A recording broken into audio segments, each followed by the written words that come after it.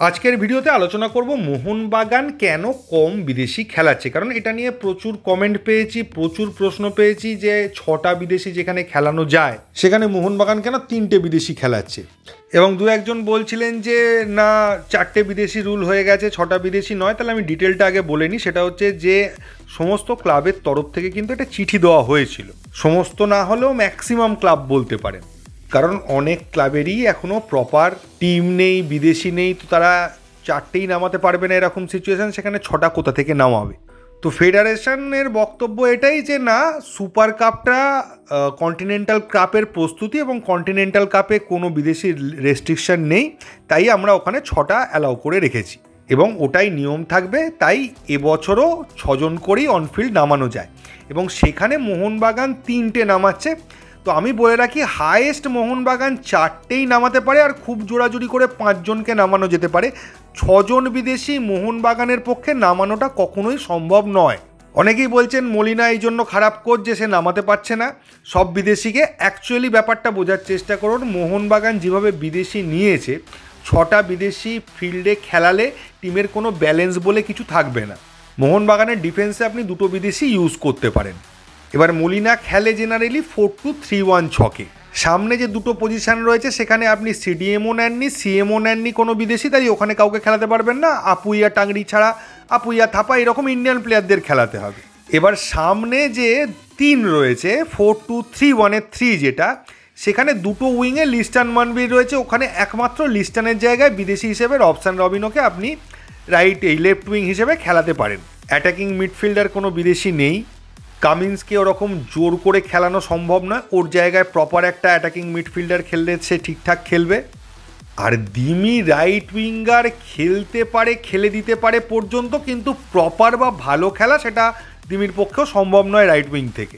আর বাকি মলিনার যে ফাইনাল যেটা 4-2-3-1-এর 1, এইখানে আপনি দিমি, কামিন্স, ম্যাকলারেন যে কোনো একজনকে ফিট করতে পারেন। এবার একসঙ্গে সামনে 2টো বিদেশি যদি 4-4-2-এ খেলান, তখন সেক্ষেত্রে আপনি সামনে 2টো স্ট্রাইকার খেলালে এই 2টো স্ট্রাইকারের জায়গায় আপনি ম্যাকলারেন, কামিন্স বা দিমিত্রি 3জনের মধ্যে যে কোনো জনকে ইউজ করতে পারেন। ম্যাকলারেন 1 নম্বর স্ট্রাইকার হিসেবে খেলতে ভালোবাসে, কামিন্স 1 নম্বর বা সেকেন্ড স্ট্রাইকার, 2টো ক্ষেত্রেই খেলতে পারে, কোনো অসুবিধা হয় না। দিমি মেনলি সেকেন্ড স্ট্রাইকার হিসেবে খেলতে পছন্দ করে। এবার এই মুহূর্তে দাঁড়িয়ে রবসান রবিনহো থেকে লিস্টন কোলাসও অনেক ফাস্ট দৌড়চ্ছে, রবসানকে আর একটু ফিট হতে হবে। এবার আপনি যদি ফোর্সফুলি ম্যাক্সিমাম সবকটা যতগুলো সম্ভব বিদেশি খেলাতে পারেন, তাহলে ওই ডিফেন্সে 2জন কামিন্স আর ম্যাকলারেন সামনে, আর সাইডে লিস্টনের জায়গায় রবসান রবিনহো, মানে ম্যাক্সিমাম 5টা খেলাতে পারেন। এবং সেটাও হায়েস্ট লেভেলে, মানে লাস্ট কিছু হচ্ছে না তখন ফাইনাল একটা অস্ত্র প্রয়োগ করার মতো খেলাতে পারেন। কখনোই 6জনকে আপনি একসঙ্গে ইউজ করতে পারবেন না। এবং 4জন বিদেশি পুরোপুরি অ্যাটাকার, কেউ ডিফেন্সিভ নয়। ফলে 4জন বিদেশি যখন মুহুর্মুহুর অ্যাটাক করতে যাবে, কাউন্টার অ্যাটাকে গোল খাওয়ার সম্ভাবনা অনেকটা বেড়ে যাবে। এরা এখন নেমে আসে তাই, কিন্তু এদের জেনারেলি কারুরই টেন্ডেন্সি নেই যে নিচে এসে ডিফেন্স করব। এখন অল্প অল্প দেখা যায় নামছে, নেমে এসে কিছুটা সিডিএম পজিশন পর্যন্ত নেমে এসে ডিফেন্স করছে বা কর্নারের সময় আসছে, এইটা দেখা যায়। এবং সেই অর্থে প্লে মেকার কেউ নয়, ম্যাক্সিমামই ফিনিশার। আপনি যদি দেখেন, রবিনহো একজন ভালো goal scorer, Dimitri Petratos goal scorer, Jason Cummings goal scorer, Jamie Maclaren তো ফাইনাল লেভেলের গোল স্কোরার। আর এইটাই হচ্ছে মোহনবাগান টিমের আসল সমস্যা বলতে পারেন, যে টিমটার মধ্যে ব্যালেন্স নেই।